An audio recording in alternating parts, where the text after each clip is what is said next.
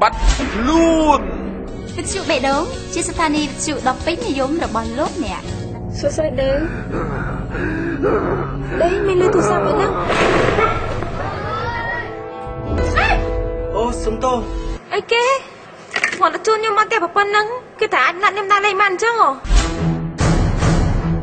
បងតែងតែយកសុភ័ណ្ឌអាក្រក់នោះគឺស្រាប់ភាសាលងទឹក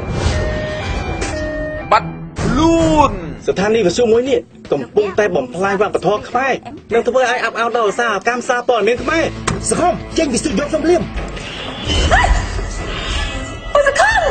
បងទៅធ្វើអីណា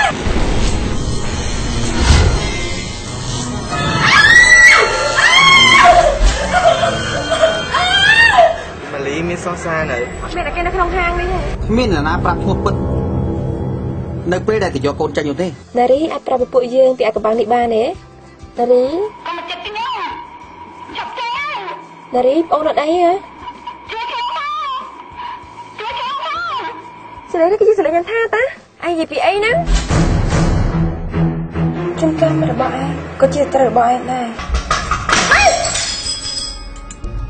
ណាគេណា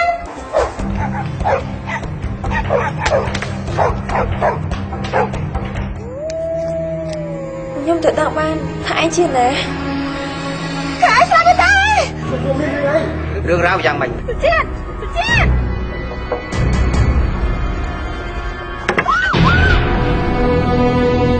បាត់ខ្លួនបញ្ចាំងថ្ងៃទី4 កញ្ញានៅរោងភាពយន្តសូរិយា